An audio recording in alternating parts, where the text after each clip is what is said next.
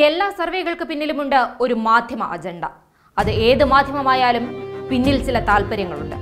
ഒരു താല്പര്യവും ഇല്ലെങ്കിൽ പിന്നെ എന്തിനാണ് സർവേകൾ നടത്തുന്നത് എന്ന ചോദ്യവും പ്രസക്തമാണ്.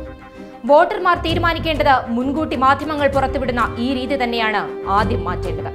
ഇവിടെയാണ് നിയമം കൊണ്ടുവരേണ്ടത്. അഭിപ്രായ സർവേകൾക്ക് മേൽ റെഡ് സിഗ്നൽ അനിവാര്യം തന്നെയാണ്.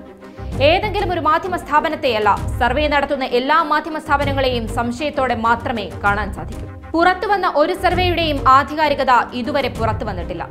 ഇത്ര പേർ ഇത്ര ശതമാനം എന്നൊക്കെ പറയുകയല്ലാതെ ഒന്നിനും ഒരടിസ്ഥാനവുമില്ല. ഒരു ലാപ്ടോപ്പ് വെച്ച് എവിടെയോ ഇരുന്ന് തയ്യാറാക്കി അവതരിപ്പിക്കുന്ന വിലയെ ഈ സർവേകൾക്കൊക്കെ കൊടുക്കേണ്ടതുള്ളൂ. അഥവാ ഏതെങ്കിലും സർവേ ഫലം യഥാർത്ഥ ഫലവുമായി ഗതികേടിനൊത്തുവന്നാൽ പിന്നെ അവകാശവാദം ഉന്നയിച്ച് റേറ്റിംഗ് ഉയർത്താനാവും ഈ മാധ്യമങ്ങളുടെ ശ്രമം.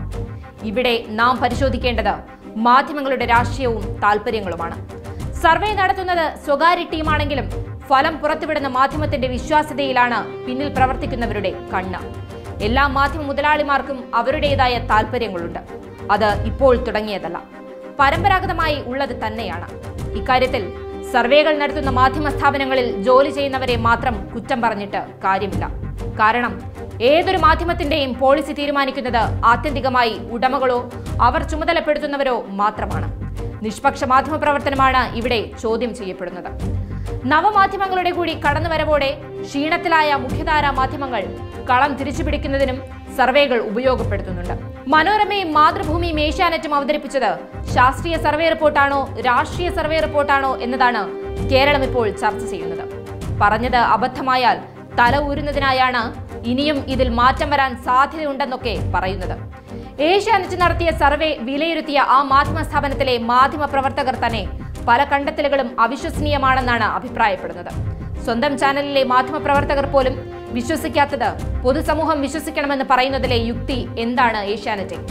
കേരളത്തിൽ ഇടതുപക്ഷവും UDF-ഉം തമ്മിൽ 10-11% വോട്ട് വ്യത്യാസം ഒരു മണ്ഡലത്തിലുമില്ല. അങ്ങനെ സ്ഥാപിക്കുന്നതിന് പിന്നിലും വ്യക്തമായ രാഷ്ട്രീയമാണുള്ളത്. വോട്ട് ചെയ്യാൻ പോകുന്നവർക്കിടയിൽ ഇടതുപക്ഷം മുങ്ങുന്ന കപ്പലാണ് എന്ന പ്രതീതി ഉണ്ടാക്കി ജനഹിതം അട്ടിമറിക്കാനുള്ള നീക്കമാണ് അണിയറയിൽ നടക്കുന്നത്. മാധ്യമ വാർത്തകളെ ഗൗരവമായി എടുക്കുന്ന ജനവിഭാഗത്തെ നോട്ടമിട്ടുള്ള ഈ നീക്കം ജനാധിപത്യ വിരുദ്ധമാണ്. മാധ്യമങ്ങൾ തട്ടിക്കൂട്ട് സർവേയല്ല നടത്തേണ്ടത്. രാഷ്ട്രീയ പാർട്ടികളുടെ നന്മയും തിന്മയും പുറത്തു കൊണ്ടുവരികയാണ് ചെയ്യേണ്ടത്.